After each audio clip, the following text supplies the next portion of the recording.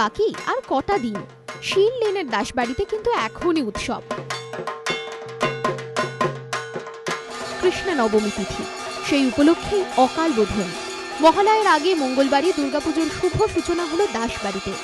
বাড়িটার আনাচে কানাচে এখন আগমনী আলো। সকাল থেকে চলছে পূজানুষ্ঠান, আরতি, পুষ্পাঞ্জলিও।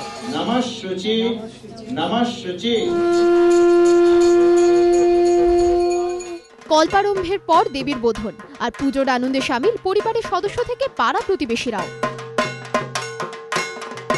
আমাদের আজকে থেকে পুজো শুরু এই কারণে যে কৃষ্ণ নবমী থেকে শুক্লা নবমী পর্যন্ত অর্থাৎ টানা 15 দিন ধরে আমাদের যে কৃষ্ণ নবমী কল্প অনুসারে পুজো হচ্ছে।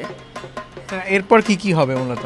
এই কৃষ্ণ নবমী থেকে শুরু হয়েছে। এবার প্রতিপদ থেকে মাকে প্রত্যেক দিন একই নানা রকম জিনিস যেরকম সামগ্রী দেওয়া বলা হয়েছে সেই রকম বিভিন্ন উপাচারে পুজো হয়ে তারপরে ষষ্ঠীতে আমন্ত্রণ অধিবাস আছে।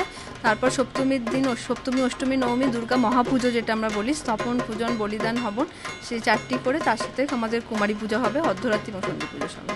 বাইরে পুজো এখনো শুরু হয়নি, কিন্তু আমাদের বাড়িতে শুরু হয়ে গেছে। সেই জন্য একটা ভীষণ আনন্দ হচ্ছে মনের মধ্যে। আমরা 15 দিন ধরে মাকে আমাদের কাছে পাবো, এটাই খুব আনন্দ লাগছে।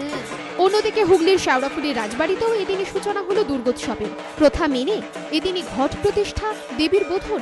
তবে দেবী দুর্গা এখানে সিংহবাহিনী নন, অশ্বতার বাহন। উপলক্ষ দুর্গাপূজা, আর সেই উপলক্ষেই পারিবারিক পুনর্মিলনের জায়গা নেয় এই রাজবাড়ি। রাজবাড়িতে পুজো প্রথম থেকেই শুরু হয়ে যায়।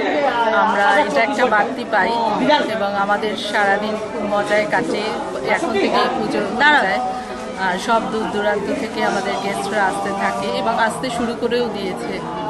আর পুজোর 4 দিন তো খুবই আনন্দ হয়। কৃষ্ণা নবমীর অকাল বোধন, মাঝে হাতে গোনা কয়েকটা দিন, তারপরই তো আকাশ জুড়ে আগমনীর সুর। বাঙালির প্রাণের উৎসব। সঞ্জয় মিত্র ও সৌরভ বন্দ্যোপাধ্যায়ের রিপোর্ট, এবিপি আনন্দ।